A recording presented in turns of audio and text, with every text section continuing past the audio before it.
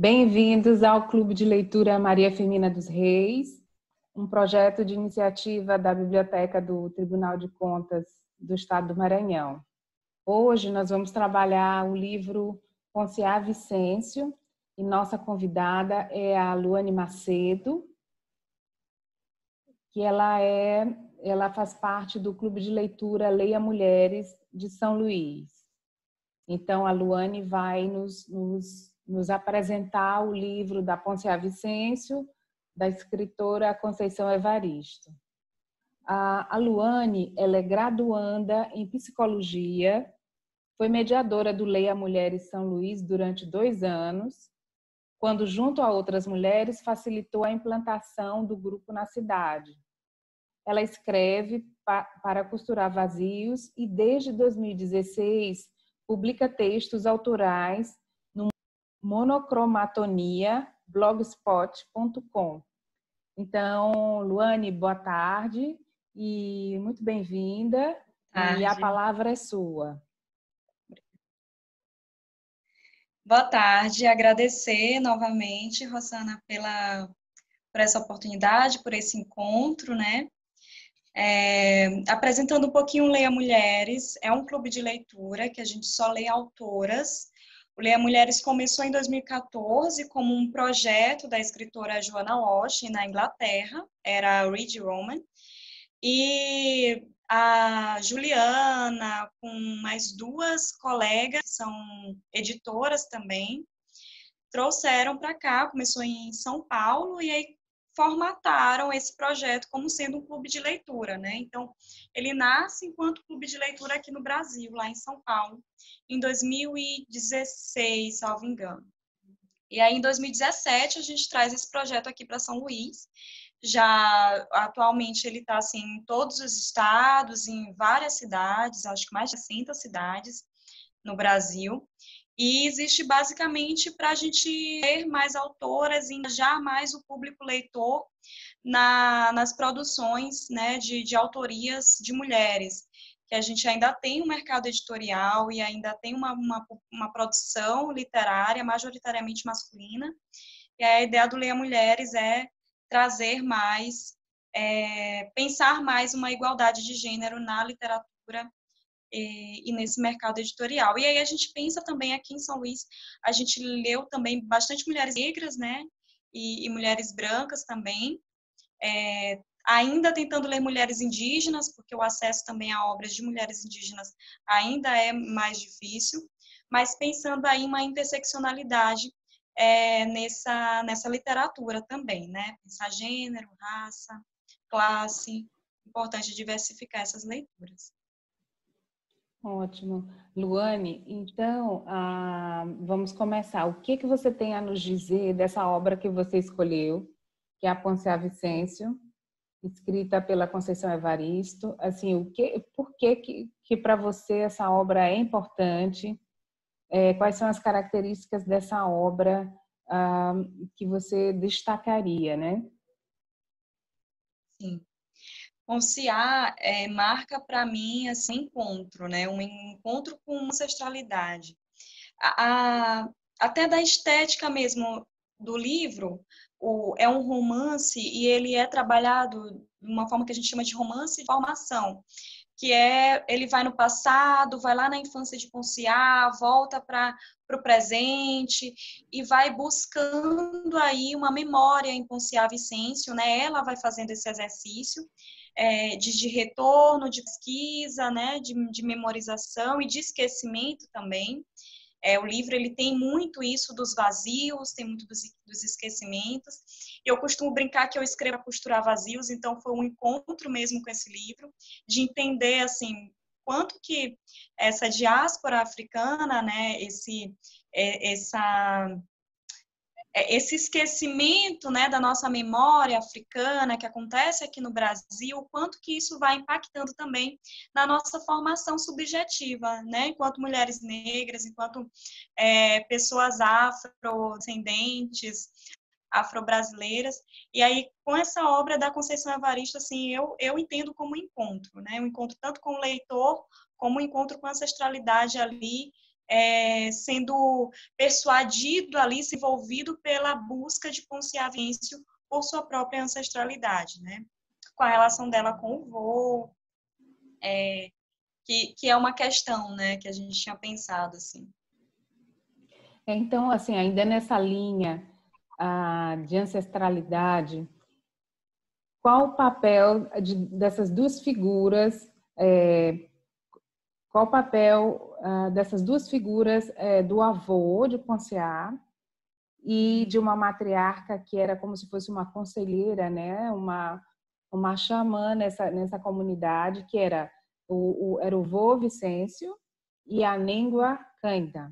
Então, assim, são duas figuras ancestrais, né? Uma figura masculina e uma figura feminina, já de ambas de idades avançadas. Qual o papel da ancestralidade, assim, que essas duas figuras representam no livro e para essa comunidade que está no livro aí? Sim, muito bom. O vô da Ponciá, ele aparece muito da ordem da organização familiar, assim, né? A Níngua, ela já é uma figura que ela é mais representativa para a comunidade, ela é consultada, né? Eu enxergo a Níngua como uma preta velha, assim, como uma nanã, uma avó que é consultada, que tem sua sabedoria ali reverenciada pelos seus, né? Pela comunidade. O vô da Ponciá, ele aparece ali, a minha impressão, assim, lendo, é que está muito na ordem da memória ali familiar, tem muita coisa que envolve questões muito sociais, né? O vô de Ponciá, ele era escravizado, e aí o pai de Ponciá tem uma mágoa, tem um ressentimento a esse pai dele, né? Um vô de pai. E aí, tanto que esse retorno de Ponciá ao vô Vicêncio, ele é um retorno um pouco conturbado. Quando ela chega a fazer ali o homenzinho de barro, né? E aí a gente vai pensar na olaria, que é uma arte que ela vem com a mãe dela, que ela aprende com a mãe dela, trabalhar com as mãos. E aí quando ela faz aquele homenzinho de barro, é um susto, é um choque para a família. Porque me parece assim, alguém que estava muito ali na ordem do enlouquecimento, né? Traz assim na obra que ele chorava e ria, então me parece assim alguém que eles estavam ali recalcando, tentando esquecer.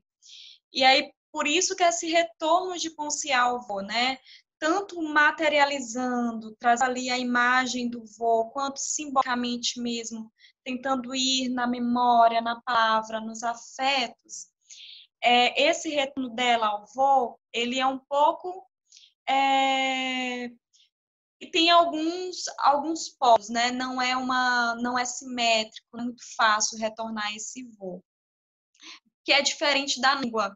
Quando ela vai consultar a língua, né? Tem uma autorização ali, o próprio irmão faz isso, o livro faz questão de dizer que a língua é uma sabedoria consultada, né?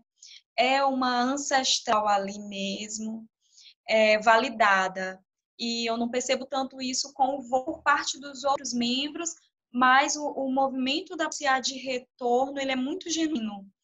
Ele valida essa ancestralidade do vô, inclusive eu acho até que seria assim uma missão, né? Enquanto que o pai dela renega esse pai, ela faz o retorno.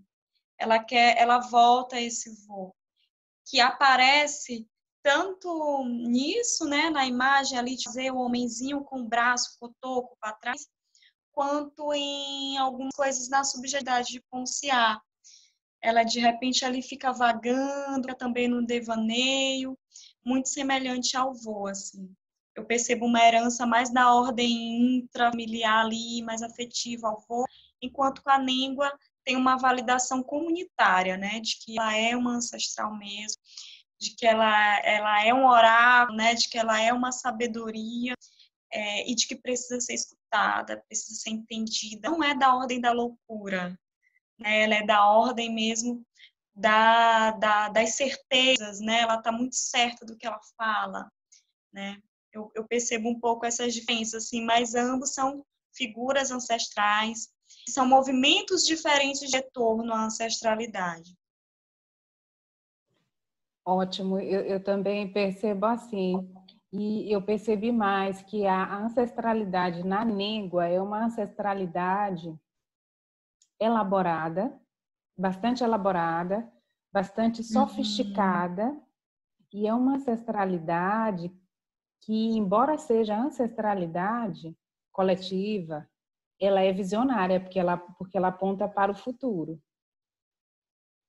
Ela é aquele acervo, é isso, é como se ela fosse uma guardiã de um acervo que ele está ali para ser acessado e decodificado e lido e vivenciado, que são tecnologias, são saberes e tecnologias que estão ali à disposição da comunidade para serem utilizadas para a melhoria e para o futuro, para o presente e futuro, para a construção de um futuro. Não é? Assim, eu tive esse insight, né, esses dias. Enquanto que pelo menos o Volvicense, o que eu observei é que é uma ancestralidade ali, só que de coisas que não ficaram, de coisas, digamos assim, de sombras, né? De sombras, de coisas que não ficaram muito bem elaboradas, que não ficaram muito bem resolvidas, mas que de qualquer forma fazem parte daquela família ou daqueles indivíduos e faz parte da história e que merece ser honrado também, né? É nessa linha também. Eu tive esse insight que cada um representa ancestralidades, mas são representações distintas também, no sentido do que fazer com aquilo, com aqueles acontecimentos. Perfeito. Né? De acordo. Eu acho que é isso mesmo, assim. Muita riqueza, né, esse livro. Sim, sim. Sobre essa questão da ancestralidade, e ela nos leva a uma outra, né, que também vai sobre a questão, saltando de ancestralidade para solidariedade, para redes de afeto, né, porque falamos do individuar e de como ela se relaciona no ambiente familiar, mas logo depois ela vai para a cidade grande, como ela vai se relacionar com aquelas pessoas na cidade grande, com um companheiro, com uma outra amiga que ela conhece, né, né, que também era de sua comunidade ou era referência sua anterior. Então, como que tu vês esse movimento de Ponciar, dessa saída do ninho, saída da casa materna e paterna e vai para a cidade grande, e como essas redes de afeto, como é como esse distanciamento das redes de afeto, qual o impacto que tem na Ponciar, qual o impacto que tem na vida de Ponciar e nesse movimento que ela tinha de resgate da identidade, né? Então, assim, qual a importância dos afetos, das redes de solidariedade, de afeto para essa personagem, tanto no ambiente familiar e no segundo momento na cidade grande? Como que tu observa isso? Tá. O livro, ele fala um pouquinho antes, assim, sobre o movimento, sobre quando o Ponciar andou a primeira vez. A mãe tá no fogão, e aí eu acho que fala assim, na dança do fogo, meio que Ponciar se remexendo ali no colo da mãe, fica de pé e começa as andanças pelo mundo. Né? Eu acho que é desse jeito lá que fica no livro. E aí eu percebo isso, esse movimento de deslocar, de andar pelo mundo, de tatear o mundo, acontecendo quando ela sai do povoado dos pais, né? E aí nessa saída dela, diz ela assim, que ela estava cansada de ver a terra dos negros sendo cultivada pelas mulheres e pelas crianças, enquanto que a dos brancos, né, tinha muitas ações, eram cultivadas pelos homens pretos. E ela diz que ela se cansa, né, de ver esse cultivo em segundo plano da sua terra, das suas memórias. Então, ela sai do povoado a partir de uma inquietação, Rose. Parece que ela está buscando alguma coisa, né? E vai pelas andanças, né? E dá seguimento às andanças pelo mundo. Então, eu acho que deslocamento, ele não sai barato, né? Principalmente para mulheres pretas, né? Quando saem ali dos interiores e migram para a cidade, por exemplo, né? Para a capital, por exemplo, né? Foi um movimento que minha mãe fez e que várias outras mães fizeram.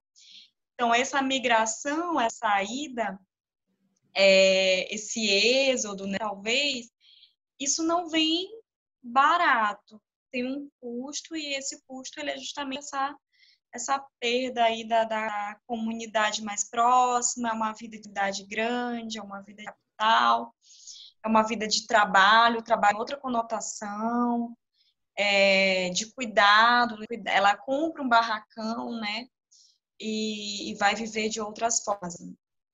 Então, eu acho que tem um custo, mas ela está buscando uma coisa. Ela sai de lá para buscar, tanto que ela passa muito tempo em seus vazios. Eu acho que tem isso sim, ela gasta tempo pensando, né? Ela gasta, ela investe tempo pensando, ela investe tempo em memória.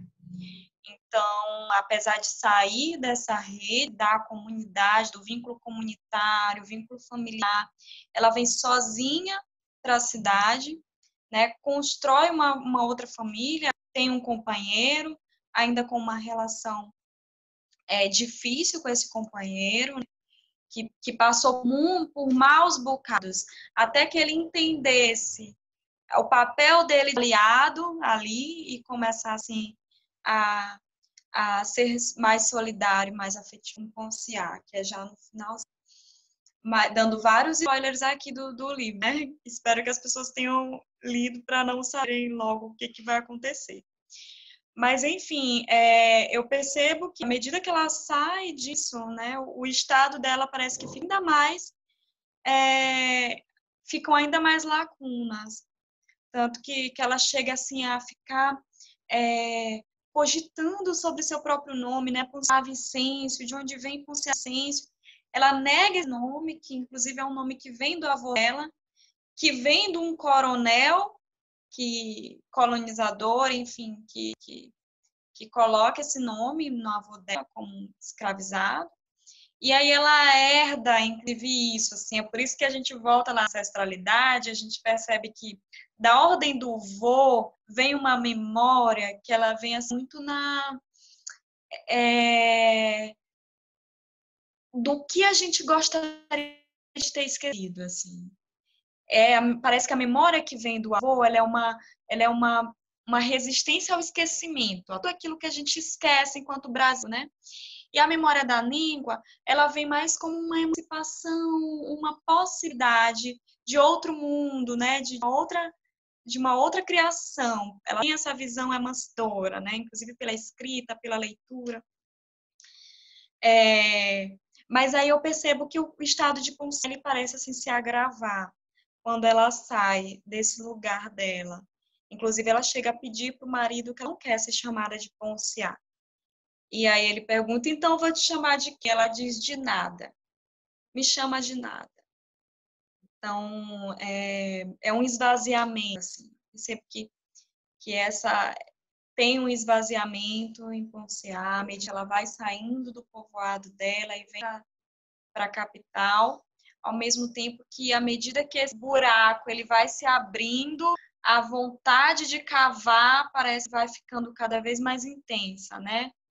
Abre-se um buraco e mais ela cava para saber que memória é essa, que passado é esse, que herança é essa do vô, né? Que ancestralidade é essa?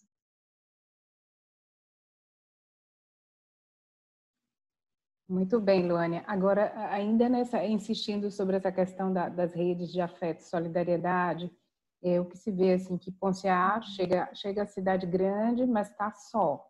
E logo depois encontra esse parceiro afetivo, mas que também não tem uma compreensão assim tão como se era de esperar com o processo que ela estava vivendo, né?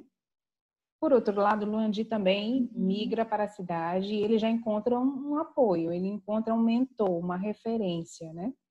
que é um amigo mais velho e que vai dando um encaminhamento para ele, né? Serve de suporte.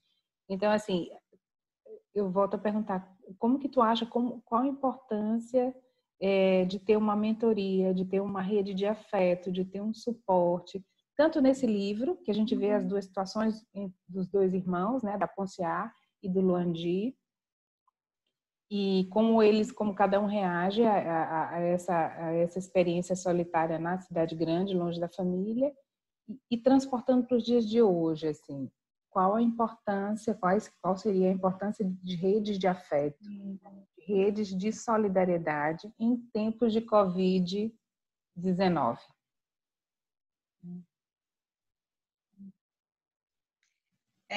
Rose, tempos duros, assim.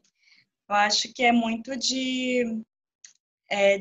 tem algo que a gente tem pensado muito nesse tempo, estratégias que alguns chamam até de tecnologias, né, de viabilizar a vida. Né? Que tecnologias são essas? Tecnologias sociais. Formas que a gente vai encontrando para tornar a existência viável, para tornar a vida viável em tempos de tanta produção de morte, né? Em tempos de tanta necropolítica, tanta política de morte, como é que a gente dá conta de tornar a vida viável, de tornar a existência viável, né? Quem é que está segurando as nossas mãos? Quem é que não vai soltar, que não está soltando? E aí eu acho que quando o Luandi ele vem para a cidade também, ele encontra, né, o soldado Neitor, que vai ajudá-lo ali também. Olha que interessante, pela via da leitura, né, pela via do entendimento, que tem algo a ver com a emancipação também, pela educação, né? Então, ao mesmo tempo que vai tendo afeto, vai tendo um vínculo, vai tendo também educação, ele vai se construindo também enquanto homem ser amado, né, por Bisa, né? Tem uma relação ali de afeto muito genuína entre eles, um homem preto sendo amado, Bisa também mulher negra sendo amada. Então, assim, eu acho que são formas ali que um amigo costuma chamar, inclusive, de reserva de vida, né? São formas ali de produção, de viabilização de vida. E aí eu acho que isso a gente vai conseguir no laço com o outro, né? No encontro com o outro. Em tempos de Covid, esse encontro é muito marcado por essa tela aqui, né? Esse encontro muito marcado por essas polegadas do celular, do computador. Mas são formas também, são tecnologias também de encontrar o outro e de fazer esse vínculo, de produzir laços, assim, seja mesmo entre os vizinhos, né? Seja com 2 metros de distância, seja com máscara, seja usando álcool em gel, assim, mas que a gente vai encontrando formas de viabilizar essa vida, de viabilizar esse contato com o outro. Né? Percebe que eu acho interessante isso, como que a gente não sabia como lidar com uma pandemia, embora tivessem tido outra história, mas foi muito novo para muita gente, né?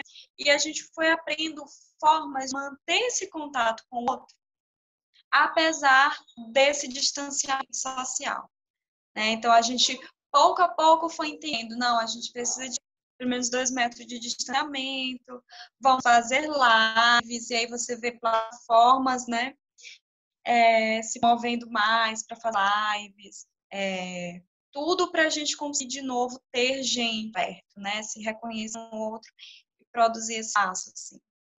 Então, eu acho que a gente, como ser humano, e com essa necessidade que a gente tem do outro, a gente vai encontrando essas formas. Em Ponciá Vicêncio, uma dessas formas foi que a gente até conversou sobre quando o Luandi retorna ao povoado, ele vai tentando saber notícias do mundo, né? Na cidade ele vai tentando buscar a irmã dele, a busca do Luandi, uma busca pela irmã dele, né? Uma busca de família ali, e aí a mãe também vai atrás dos filhos, é uma busca de contato, percebo impulsar uma busca por esse contato com o outro, né? Na protagonista, Ponciá Vicêncio, precisamente uma busca pela memória do vô, mas você percebe muito nos outros personagens também essa busca de um com o outro, né? De estar, de ser com o outro. Eu acho isso muito, muito interessante, Rose. E, de certa forma, é o que a gente faz. É o que a gente está fazendo nesse momento aqui, assim, de contato, de o que pensa sobre isso, de mostrar isso para outras pessoas também, né? E fazer essa rede aí de gente, de afeto, para sobreviver, produzir vida. Eu tenho duas perguntas, de acordo, Luane. Eu tenho ainda mais duas perguntas, mas tu responde no teu tempo. Uma pergunta seria sobre a questão da situação de Ponciá na cidade, que vai se agravando, que ela está nessa busca, está nesse processo, né, de busca pela própria identidade, só que daí ela mergulha no poço, né, ela vai até o fundo, né, e vai afundando. E se tu achas que, assim, qual a linha, que é muito tênue, entre o que seria a busca o que seria essa busca pela identidade, o que seria esse processo de individuação, mas até que ponto isso, qual a linha quando se atravessa essa linha que já começa a ganhar características de comprometimento da saúde mental? Essa é uma pergunta, né, no livro. E a última pergunta seria sobre a questão do arco-íris, o que significa, se tu pudesse fazer uma análise que ele aparece no livro, ele vai aparecendo ao longo do livro, o arco-íris e a cobra, né? Então, assim, o que seria esse arco-íris, o que significaria esse arco-íris, o que significaria essa cobra, na visão de Ponciá no livro, mas também a partir dessa cosmovisão da religião afro. O que seria essa figura dessa entidade Oxumaré? O que representaria, né, nesse livro, né? São essas duas perguntas. Tá, essa última eu não sei se consigo, mas vamos tentar aqui. Sobre a saúde mental, é muito, de fato, como tu falando, muito tênue, assim, o que é de ordem patológica e o que é de ordem normal, né? O que é o patológico, o que é o normal mesmo, o que a gente entende como normal. E aí a gente vai pensar nisso um a um, assim, não tem como eu pegar um CID, um DSM e colocar ali, nossa, fantasia, alucinação, né? E aí colocar Ponciá num diagnóstico ali de esquizofrenia. Ou então vou dela num diagnóstico de esquizofrenia. É muito do como que isso se relaciona com a história dela, assim. Como é um livro, a gente tem o final. E o final é esse encontro com o arco-íris, né? Ela nesse rio. Ela como sendo ali abençoada por esse voo. E de bem com a memória, assim. Então, dessa forma, ela resolve esse conflito, né? Ela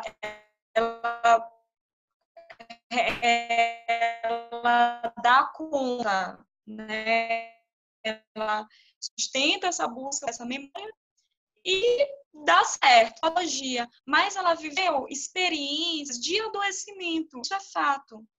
Ela viveu experiência de violência doméstica. Ela viveu experiência de violências com a própria história dela, com a própria memória, né? Então, passou ali por processos de adoecimento, sim. A gente não dá para tratar como bom retorno, muito cheio de alívios à ancestralidade, não. Foi tenso. Houveram tensões ali, tensões sociais, gritantes, assim, que evidenciam desigualdades ali e que servem ao adoecimento. Isso no nível subjetivo mesmo. Né? Pessoas negras são, inclusive, as que se suicidam, cometem suicídio, né? Em termos de saúde mental, de adoecimento no trabalho também, tem altos índices aí. Então, não teria uma resposta, assim, foi patológico, não foi patológico, mas, de fato, assim, é inegável que na história do Cia Vicêncio houveram episódios de adoecimento graves, né? Mas que ela vai resolvendo isso, costurando isso como um retorno a essa ancestralidade, a essa memória, e ao final dá tudo certo, né? Ela resolve esse conflito ali junto, vai com a família lá. Sobre o Oxumaré, sobre a cobra coral, né? O angorô, o íris, eu não sei bem agora porque o que o Oxumaré ele vai apresentar na Umbanda, mas eu penso como sendo mesmo, assim, eu sei que tem a dualidade, que não se sabe se é do gênero masculino ou feminino, né? Fica ali, tem muitas características femininas, e da água também, e ela vai para esse encontro com o rio, tem muito a ver desse torno-avô,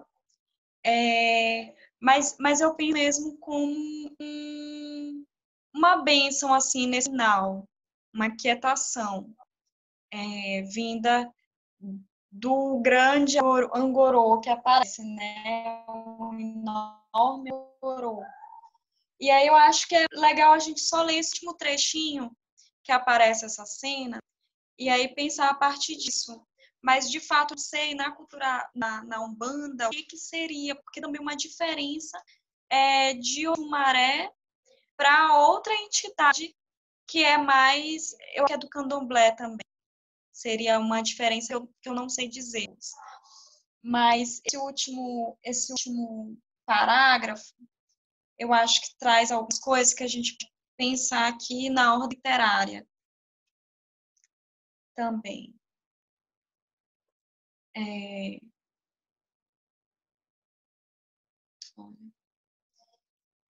Aqui sobre as andanças, vou pegar um pouquinho do parágrafo anterior.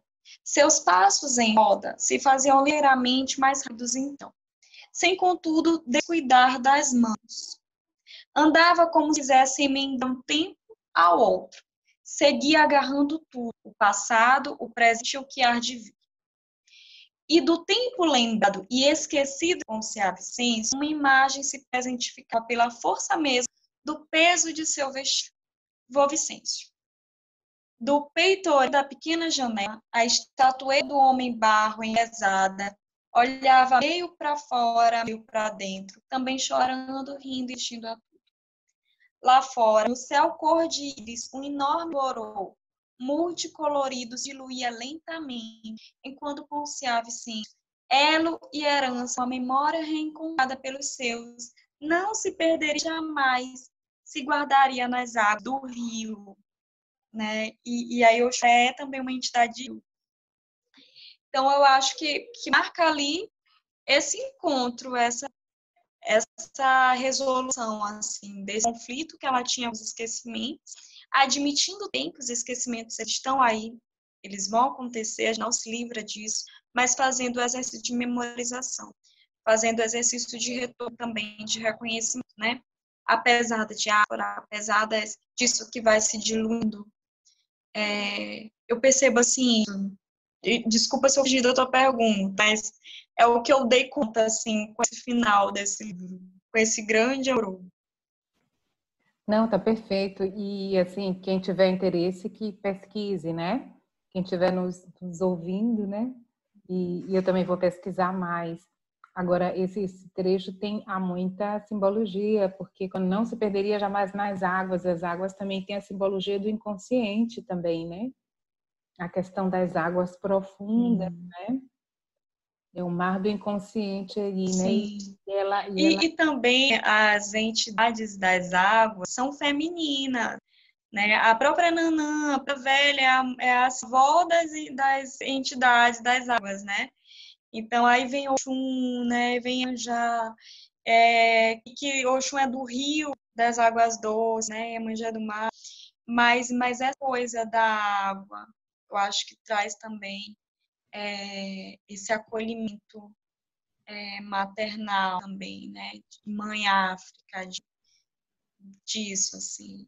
Uau. De finalmente essa rede de apoio aí sendo consolidada, né? Com a bênção do vô que está lá, a escultura que faz, está lá da janela, apreciando, materializada ali, abençoando. Sim, e é simbólico e ao mesmo tempo muito figurativo, porque essa questão das águas, dos rios, das bacias hidrográficas, né, que se formam e correm para o mar, do pântano também, né, que tem rios que se formam, que correm e terminam no pântano, então do pântano sai, então realmente tem Nanã, tem Oxum, estão todas aí, né, nas águas.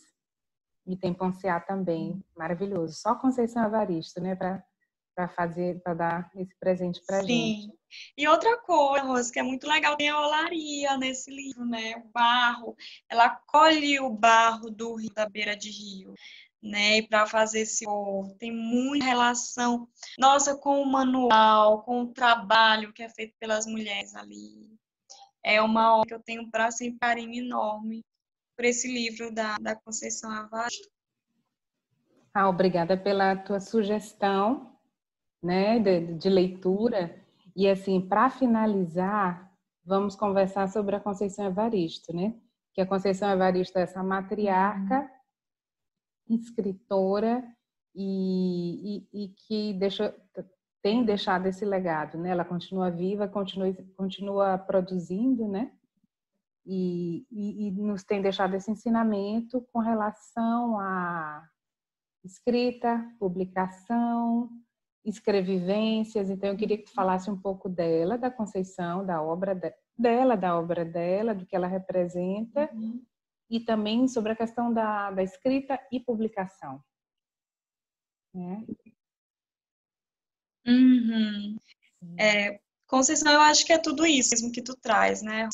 Conceição, ela é empregada doméstica e ela faz letras e gradua e faz especialização e faz mestrado e faz doutorado, crítica literária.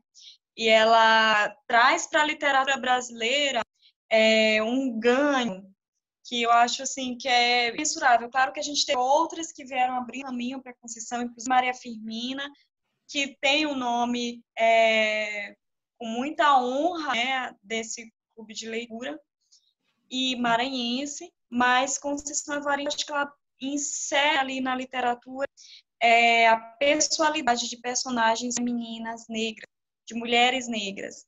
Ela dá personalidade para essas mulheres, né? Que ela tem, inclusive, um artigo fazendo uma crítica à obra como Cortiço, né?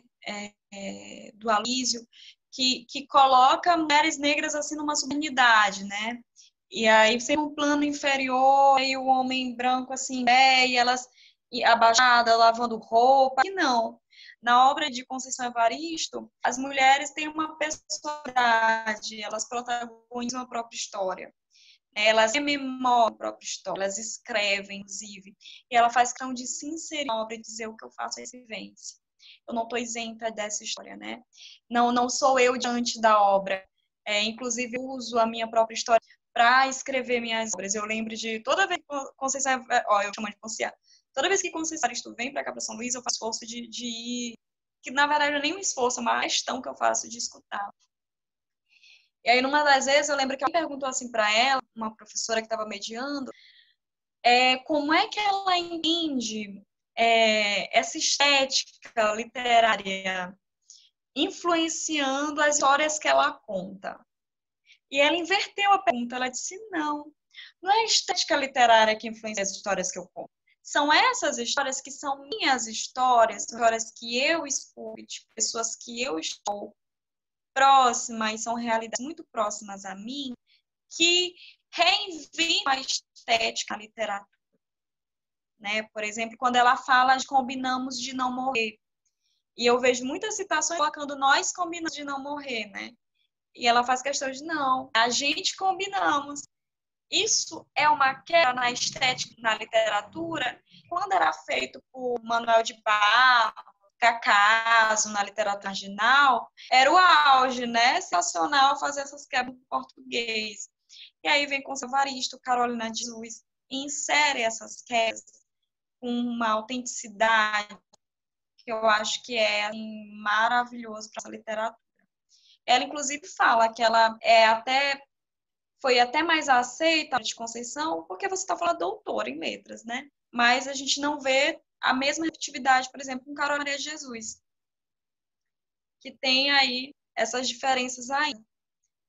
Mas, sem dúvida, com Evaristo, com Olhos d'Água, quem puder que leia, com Ecos da Memória, tem vários livros interessantíssimos, é uma autora viva, então precisamos celebrar a vida das nossas autoras pretas, das nossas autoras mulheres, então homenageá-las ainda em vida, né, enquanto temos aqui nesse plano. Então, acho que é fundamental ler eu chamando Conceição Evaristo de Ponciá, ler Conceição Evaristo em tempos como esses, em tempos outros, fundamental. Obrigada, Luane. Muito obrigada. Tu terias mais alguma outra consideração, assim, bem tua, particular, para encerrar esse encontro nosso? Não, vou só agradecer mesmo. Eu acho que eu fiquei assim, muito feliz em ter participado. Quem puder seguir a Mulheres no Instagram, a Mulheres SLZ, está atualmente ainda parado o clube de leitura, mas provavelmente vai retornar. Quem tiver indicações, tiver lendo autoras, marca o Instagram do Leia, para a gente formar essa rede também, mesmo à distância, mas da forma possível, de leitura, de autoras, de gente e de afeto, da forma que a gente dá conta, né? Da forma que é possível. Pois tá, muito obrigada. E muito obrigada por aceitar o convite. Foi muito enriquecedora assim, a tua contribuição com esse clube de leitura. Pois, então, chegamos ao final de mais um clube de leitura e até o próximo episódio. Até logo! É isso.